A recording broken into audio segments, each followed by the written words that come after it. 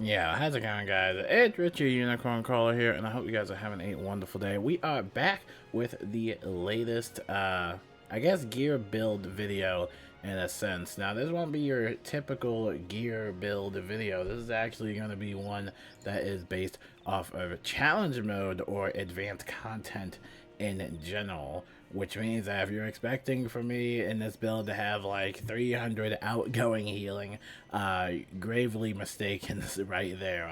No, it will actually be way lower than that, and we'll have a bunch of other stuff. I'm kind of just making this video in a sense of like kind of getting a good idea on what I should have, because I definitely am going to shatter some of these jewels and just go back to like regular normal PvE mode.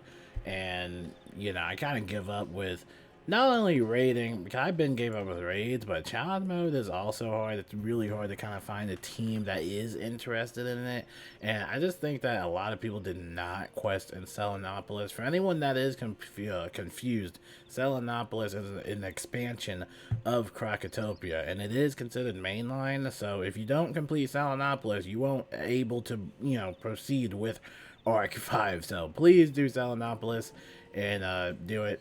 And yeah, let's get on with what actually challenge mode is, and you know, the main parameters with it. If you don't know challenge mode, it has a lot of rule sets, and probably one of the main reasons why a lot of people don't use it or do it in general. Only a certain amount of people of the elite wizards will usually do it. But of course, it's going to have stat caps. It's going to have banned spells, so you can't use any PvP banned spells, and you can't flee and rejoin a sigil just like you always used to do. Once you're in the battle, you are in. You can still get loot if you're still in that area, if your team somehow manages the finishes without you. But yeah, you just can't like rejoin the sigil that you fled from, right? It's also in a snake turn order as well, and that's also by the Rochambeau rules, right? So let's start off with the stat caps. We're gonna tell you guys first, you know, challenge mode, the main stuff about it, and then I'm gonna show you my build, which I'm just using as a reference, so I just know what to have for whenever I decide to do it. So I'm gonna move my big ugly face, and then you guys can basically see what this is. So this is for the level 170 scaling as of right now. You got balance, death, life, etc, etc. So you can check that out for yourself and make do with what you will, since we are a life wizard, and primarily we're going to be working around the support area. We have a maximum of 15,449 health. That is the max health a life can go for in challenge mode. Okay, I repeat, this is for challenge mode or advanced content. Okay, this does not mean for regular PvE. Do not get that twisted.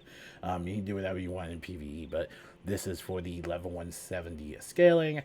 Also, max accuracy is 56, 51 pierce, 180 primary school damage, 907 primary school critical, and then 1071 primary school pip conversion, which is quite ironic because I actually have another gear build video centered around that specific stat, so stay tuned for that in the future. Over here, power pips is at 138, shadow pip rating at 183, incoming healing, there's no incoming healing in challenge mode at all. And then the max outgoing, in case you did want to try and heal in challenge mode, is at 112 capped. So that is the current cap for outgoing healing. So like I said, if you're expecting us to get like 230 outgoing like we usually do in our gear builds, then no, you've gone to the wrong video, because that is the maximum outgoing that you can do in challenge mode, raids, etc. So yeah, advanced content in general, you know, can't really go too far beyond. Arc Mastery set at 339, not really too worried about that. Normal pips is 1, power pips is 1. The block varies for each school, but always goes the highest for Storm, and it's for 74. So probably like 74 universal accuracy, I would have to say, would be like, for life, would be the max resist that you could go. Now, I'm probably saying that all wrong, but whatever. Take that with what you will. Now, going on from over here, now that you kind of know the stat caps, and that was just for life, you can read the rest of them yourself. If you ever go above a certain stat cap, it will basically just scale it back a little bit. So, yeah, take that with what you will and have fun with that. For example, if you're a death wizard and you have like 238 like damage, it's just going to get scaled back to 202 damage, right? So it's kind of hard to do a gear build centered around stat caps because it has to be like very precise and very accurate. And there's probably way better gear builds out there, but like I said, I'm just using this gear build video as a reference. You know, raid strategy and combat mechanics, you know, we're going by the Rochambeau rule as, you know, well. So, you know, if you're ever going up against a fire, then, you know, you can only use blades only. You can't really use any traps or shields, right? If it's a life, you can still use blades only. You just can't use any traps or dots, right? If it's a storm, you can use blades and traps. You just can't use any dots or hots. If it's a myth, you can do blade and traps. You just can't use any shield or weaknesses. And if it's a balance, you can basically use blades and traps, but you just can't have an overflow of pips. Usually you don't have to worry too much about balance, but they can become quite a pesky thing back in the day. Some of this might be outdated though, but you know, you get the main general idea about what to do and what not to do. You know, what buffs are basically allowed based on the certain boss or, you know, whatever. Anyway, ice is traps only, right? It's a trap sack. You can't use any blades or weaknesses. And if it's a death, you can only use traps only. You cannot use any blades or heal over times, right? Now, in most situations, some of the bosses and battles will have a dual schooling type of minion or type of boss. So if it's, for example, a fire and myth, you can use blades, but you can't use any traps, right? So for example, for fire, you can use blades only, right? But if it's also a myth dual schooling, then you can still use blades. You just can't use any traps. Even though myths does say that you can still use traps, you can't use traps because fire doesn't like traps, right? So you gotta pay real close attention to what you're dealing with. A good example would have to be challenge mode Malice, which we've seen before. And yeah, not so fun stuff. Usually I see a lot of people do team up in challenge mode and it doesn't go well because they don't know about that. Anyway, it also goes in a turn order type of scenario where any player can go first. And then after the next round, the enemy will go first. And then after the next round, you will go first. And then next turn, the enemy will go first. You just look at the diagram right there. It will basically show you how it goes. Kind of like almost like Yu-Gi-Oh! In a sense. I don't know if anybody watched that show, but it's sort of like that. But it goes in a type of snake turn order. So yeah, just be on the lookout for that. So that pretty much wraps it up for like the main stuff about challenge mode. I know it's a lot to take in, and it's probably the reasons why I probably can't find anybody to play challenge mode with. Now you're probably wondering, well, Richard, why are you really doing challenge mode? There's this really cool vendor over here that gives cosmetic gear, and he actually gives the heretic gear set. Now in order to get this, it's basically just a cosmetic gear piece, but in order to get it, you have to earn all the badges for challenge mode in Selenopolis, and the robe is absolutely amazing. I have to say, this is actually better than some of the raid gear in the game, and it is absolutely glorious. It has wings on the back, it's blue, you got a nice little armor, the feet are also nice as well. I love the little footies, and then also it has this really big sword that kind of reminds me of Guts from Berserk. So yeah, it's just pretty cool just to have as, I guess, a little flex. I will admit some of the challenge mode badges are like defeat them 15 times or defeat them 40 times, which can become a little bit excessive, but I think if you take breaks with it, it can definitely be managed and it can definitely be easy to kind of learn, especially if you know the guide and stuff like that. But yeah, defeat the taking tree in challenge mode like 40 times. I've only done it 3 times. I would love to do it. I should have just kept farming it had I known it would be hard to find people to do it with. But yeah, all in all, that's kind of like my main motivation for, I guess, making this gear build and at least trying out raids and challenge mode and all that stuff. I'm always in it for the loot, but I think the hardest part about all of this is just like I said, it's just really hard to find anybody that is willing to do it. So in this gear build, we gotta go through our basic old disclaimers as usual, but will be different. This is not a PvP build, this is not a raid build. I wouldn't even consider this a challenge mode build, even though it is a challenge mode build. I wouldn't recommend it because there's probably way better gear sets out there for all you smart wizards out there that have your opinions and suggestions about gear. Listen, I don't play this game 24/7. This is just a gear build that works for me, and quite frankly, I am pretty happy with it. If you're not happy with it, then good. I'm glad you have something way better. But dude, right now, I just kind of just don't care. I just really want to find a team to do this with. And of course, lastly, this isn't a traditional PvE build. In a sense, it could be used in regular PvE, but I kind of wouldn't recommend it just because you are kind of using stats that you don't usually normally use. I mean, you could use it in a traditional sense in PvE if you really want to, but I don't think you really need to, in a sense, right? And then what else? That's pretty much all the disclaimers I can think of. So yeah, let's jump into this very long video and let's talk about the gear. Now remember, I told you about the stat caps. Remember the stat caps I told you for life? It's like a maximum of like 15,000 health and stuff like that, right? Alright, so over here we have the Eternal Inspired Helm, which still, we love this helmet. We use this helmet a lot. Basically, it comes with 1,044 health, 10% power pip chance, 104 block rating, 13 universal resist, 7% life accuracy. I wish it was 17. 114 critical, and then 26 life damage. We don't really care about the life damage as much, just because this is kind of like more for support and tanking in a sense, and you can heal in challenge mode. In a sense, I would mean it's not probably even necessary to heal in challenge mode, just because you'll probably be busy buffing a lot of players, like a Storm Wizard or something like that, but I think it's pretty fun though. 15 shadow rating, and then for the sockets, for the shield, I just have a plus 151 fire blocking. You don't have to equip that, you can equip whatever shield you want. Just know, like I said, the max outgoing is like 113. Or not 113, 112, my bad.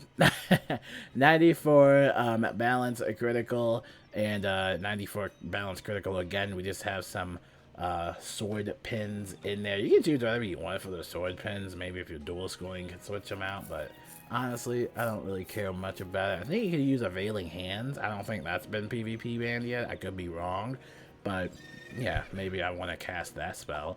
And then over here for the robe, we got the Falconine Armor of Horus. You probably recognize some of this gear from like my previous gear builds. So, you know, it's not all that bad, but this robe is expensive. It comes from the $40 bundle. And it is also kind of US based, since it is only available at GameStop, and you know, we talked about the region issue, blah blah blah. Anyway, it comes with 1,711 health, which is nice. 9% power pip chance, 6% universal accuracy, which is awesome. 161 critical block rating, and 82 critical, 21 universal resist, 25 outgoing, and then 5% pierce, which we don't care about pierce. Then it also comes with the Celestial Intervention spell, which I'm not gonna lie, I could have sworn that this spell had a protected absorb shield. I don't know why they removed that, or why they removed that from the card art, because I could have sworn that it was protected, but apparently not. So I don't know. So I mean, you could use it in challenge mode in a sense. I wouldn't recommend it. Just most things kind of counter shield, or at least from what we told you. I don't know. I don't really recommend this spell. Would have been better for something else, but it is what it is. It's good for traditional PvE, I would have to say. It's pretty fun to use, and the animation for it is pretty. It's actually a very pretty spell. Now moving on to the boots, we got the Great Inventor's Life Boots, which is basically kind of the same thing as like the Eternal Inspired Boots. 1,101 max health, 7% pip chance, 177 critical block rating, 15% universal resist, 5% accuracy for life, 90 critical rating for life, and then 30 damage. Don't care for damage. 12% shadow rating. And then for the shield socket, we got plus 29 outgoing healing. And then for the power pin, we actually have a 7% for storm, just because I usually have to babysit a lot of storms most of the time. 90% of the time I'm babysitting storm wizards, so I just don't want to fizzle any spells or buffs, especially when we are getting debuffed with like minus inaccuracies or something like that. And then for the sword pin, I just have another balance critical, because why not? I'm not really too worried about the balance, not balance, but the sword pins. And then for the wand, we have the Mad Animancer's Candelabra, however you pronounce it. I know I just completely butchered that. Let me try that again. Candelabra.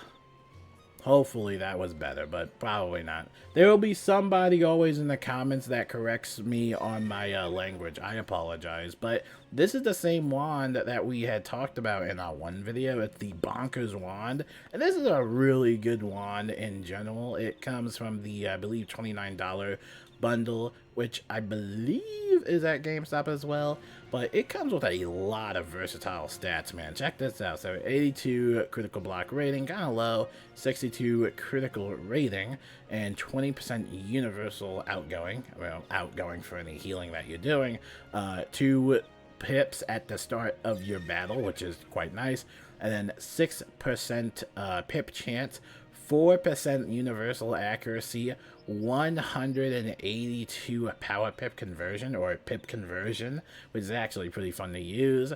And then for the shield socket, I would have had the outgoing, but we're not going for an outgoing set.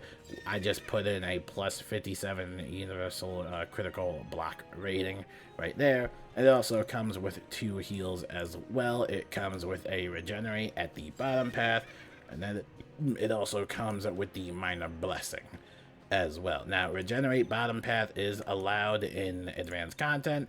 You cannot really use the top path at all. Most of the time you can't use the top path of healing spells in general because they are banned. But yeah, pretty cool stuff. And of course it gives you 2 heal overtimes. Pretty powerful heal. So yeah, pretty fun stuff. Now for the 8th, this is when it gets really bonkers. This is when it gets like really silly. Because it really depends on the playstyle, and it depends on what buffs you need. Like I said, we're kind of going for a more storm buffing kind of thing, because like I said, we're usually buffing up a lot of storm wizards. So yeah, let's jump right into this one. So for the 8th, I have the Bold Dream Stalker Knife, 1,304 max health, 203 max mana, and then we have 18% power pip chance, 9% universal damage, and then 9% life damage. Don't care about that. 13% outgoing, which is quite nice. And then for the tier socket, I actually have a trap. And this trap is basically the storm trap, which is actually kind of new. These tier jeweled storm, or not storm, but these tier jeweled trap spells are kind of new for Selenopolis. They weren't really in, what was it, Wallaroo. You know, for Wallaroo, we just had, like, blades and stuff like that. But when Selenopolis came out, they actually had these, which you can farm Kansu for the tier jewels, or you can just craft them. Now, in order to craft them, you do need the Kansu Canceller badge. And in order to get that badge, you have to defeat Kansu 30 times. So, yeah, hopefully, beyond that farming, you do get what you need. But, yeah. It takes a lot to craft some of these badges. I just don't like the badge requirements, but not the craft badges, but the craft the gear and then the jewels. I just not a big fan of like the badge requirements, you know. I feel like it's just so unnecessary, but it is what it is, man. Anyway, I also have a dual Stormblade as well. This gives me 2 dual Stormblades, which is quite nice. I got that from, I believe, Polaris. But anyway, for the rest of the stuff, for the circle socket, I just have a plus 44 life critical rating, because why not? And then for the square socket, I have a plus 775 health jewel. So for this entire 8th, you get a tier socket, you get a circle socket, you get a square socket, and you get a triangle socket. That is a lot to deal with, and that is a lot of versatility right there. And like I said, I probably don't even have the best gear setup as well, but I really do like making these builds. It's just so much fun.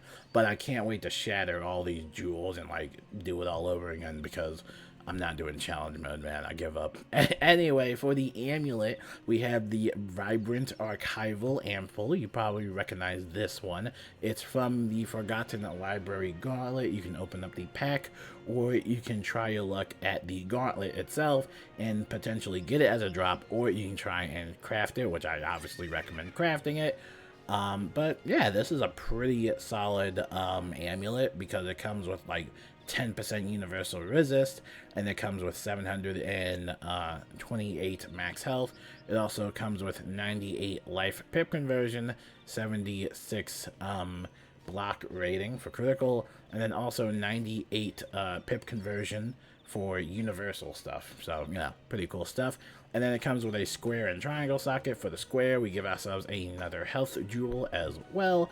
And then over here for the triangle socket, probably I would put Dark Wind in it, because Dark Wind is like a plus 35 like storm damage global that you can cast, and it's not banned or anything like that. But I just put in Donate Power just to flex, give it 3 pips to target, so why not? I think the whole point about this build is just making sure that you can do anything you really want.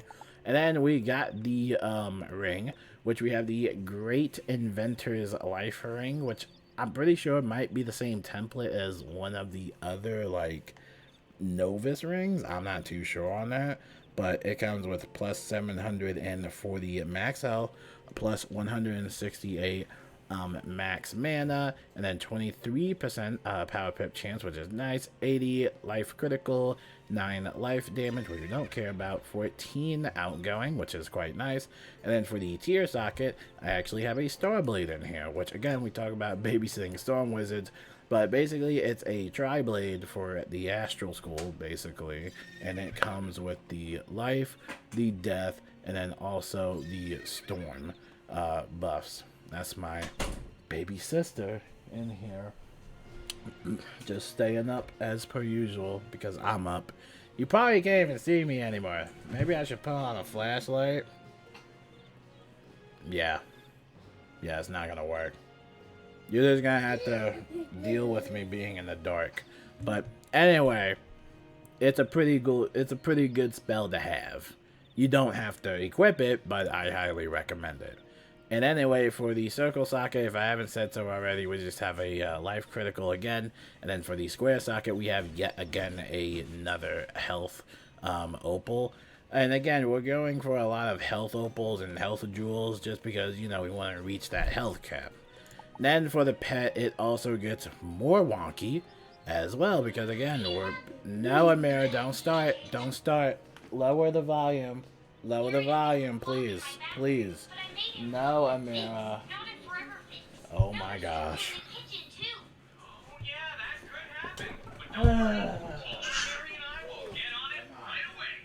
You were doing so well.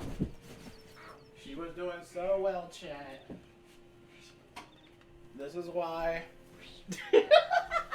I look like a little dad, dude. I look like a dad.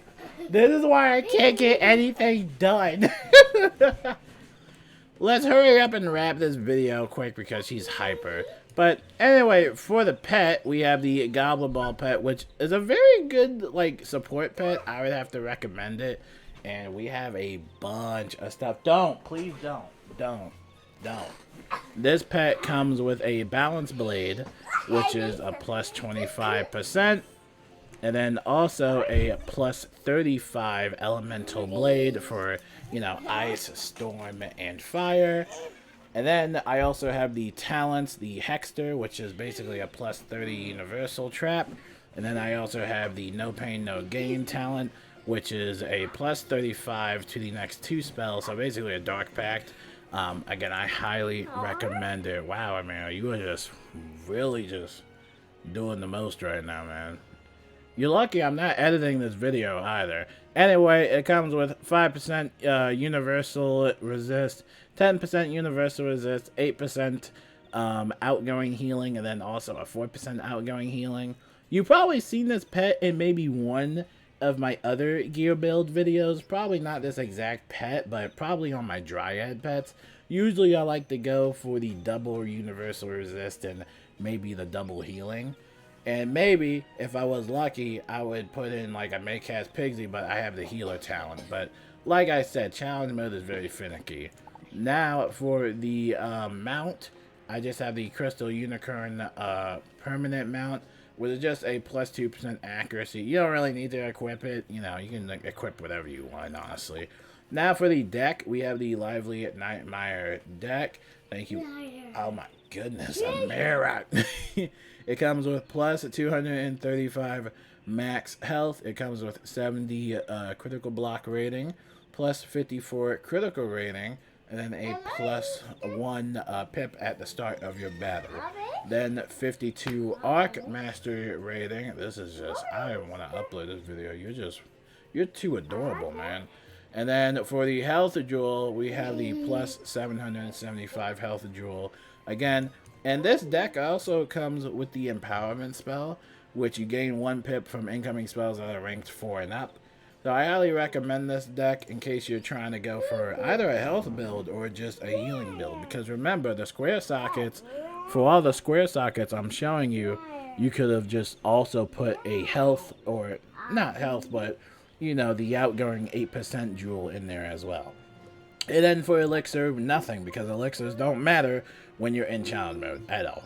So now, ladies and gentlemen, for the entire gear, or stat-wise, just the entire stats in general. So over here, our health is at 15,543, which is just right near the health caps, which is very nice.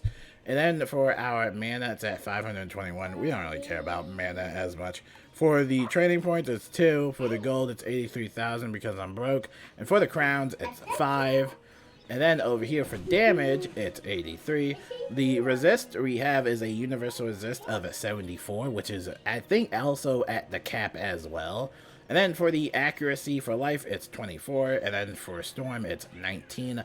You don't really have to worry much about accuracy because, you know, for life spells, it's like up to like 80% or up. So you don't really have to worry too much about life. But you should be fine regardless. Hopefully you don't fizzle too much or get like debuff spammed in a sense. Now for the advanced character statistics, we have 570 life critical, and then 426 balance critical, and then 144 universal critical.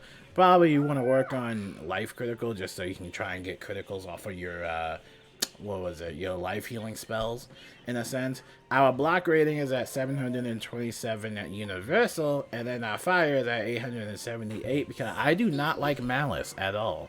We're not worried about armor piercing because this is mainly for supporting. We have no stun resist. Why, KI? Please give us some stun resist gear, please. No incoming outgoing, because remember, incoming is like disabled. There is no incoming healing in advanced combat whatsoever. Like, even if you put up like 100 incoming healing, it will not matter. Your outgoing, however, is at 113%, which is 1 above the cap, but that's fine because we're trying to make it like minimize, maximize type of set. Pip conversion is at 780 for life, 280 universal. Power pips are at a whopping 113%, which is just absolutely insane. Shadow pip rating is at 112, and then that Arc Mastery is at 188. So that is basically the full entire build. And just a real quick note, I will show you the gear set again in case you wanted to show it or look at it. You can check the Discord server out if you want. But I'll show you where is my thing? The cap again. And again, like I said, for life, it's 15,449 health. And we talked about outgoing healing is at 112. Those are the caps. So you can check that out for yourself. Now let's talk about the deck set and what you would basically use in the case. Now, actually, I'm not really going to go too much into detail about the deck setups, but I am just going to tell you some spells that might be potentially useful for you if you are going into challenge mode content. Basically, the main tip is anything that is not PvP banned, you just cannot use. However, PvP only spells can be used. So let's talk about this one, Jin's Affliction. This is a, advanced content only type of spell. You'll see that little symbol there with the sword on it. That means that you can only use it in PvP or raids or, other advanced content such as challenge mode, right? This is pretty cool. It clears a damage over time and then puts a damage over time on an enemy. So that might be good for setting up a gambit or taking off a shield or something like that, depending on what type of boss you have. But that's a pretty cool spell. And like I said, you can use any type of PvP allowed spell. And you can also use anything that isn't banned at all. So Bottom Path of Pigsy, that is not banned. Bottom Path of Rebirth is also not banned. You can even use some of the newer spells as well, like Troret, which is absolutely love. I love this spell. It's pretty fun. And you can also do the spell fusions as well. Purge might be really good for removing some debuffs in case you're getting spammed. You can also use some of the new, these new little damaging auras or new negative auras in a sense, which are pretty cool. You can also use some of your spell weaving. Well, I think you use all the spell weaving in all advanced content if you want, but Energy Blade, if you're weaving into Storm, is really fun because this is a plus 45% for life and Storm, and I primarily use it for Storm Wizards, and it's just really fun. You can always use Elemental Blades and Elemental Spears, and even Dark Surge is pretty good for giving players some pips. You can also even use Riding of the Scales now, which is actually allowed in PvE in a traditional sense. Now, this will take a Shadow Pip. Now, for those of you that are concerned about what this is, because I know it looks really wacky, but basically, you can clear a shield or trap on target for pips on that target. So, for example, let's say that this boss had like a shield. No, turn it down. Turn it down. Turn it down. Thank you.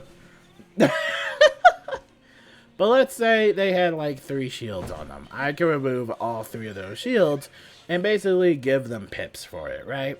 However, I'm also going to be removing shields and trap off of myself, and that will also give me pips as well. So in a way, you're doing something that's good, but also it has that little drawback. So in certain situations, this might actually be a very good spell. I just wish that it didn't cost a Shadow Pip, but I understand why, because it can be overpowered in the right hands. But yeah, it's pretty fun to use. Same thing with the other spell. I think I have the other spell, which is Eye of Vigilance. You can remove up to 3 charms or debuff charms for yourself and the enemy, and give yourself both pips. We also have some of the other new spells such as Blade Dilution, which is basically going to clear up to 4 charms off of an enemy, and that will convert them into plus 15% universal blades. We gotta hurry up in this video because Amira, you are so hyper.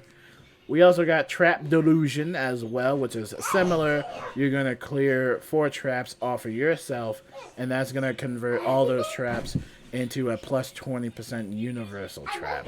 You might not even want to use these spells or waste the training points on them. I just have them just in case, just in case I need them for anything. But all in all, you can use a wide variety of spells. Just make sure you're not using anything that's banned. So, for example, Unicorn is banned. You cannot use Unicorn in advanced content, right? You can't use the Top Path or Ratatska Spin at all, alright?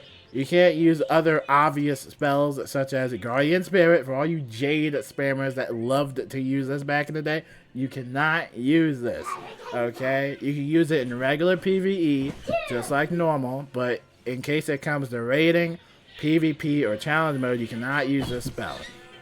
So just make sure that you are looking at your deck. Please make sure that you are looking at your deck before you jump in, because a lot of times what happens is that a lot of people turn it down just a little bit.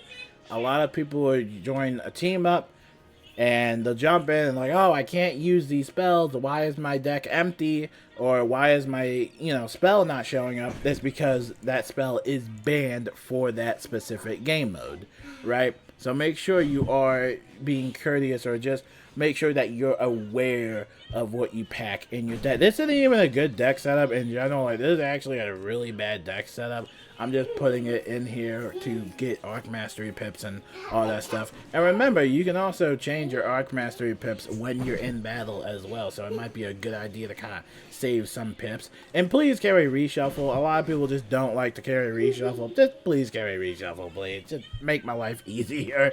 But yeah, beyond that, that's pretty much it. Challenge mode is really not that scary or difficult as it may seem.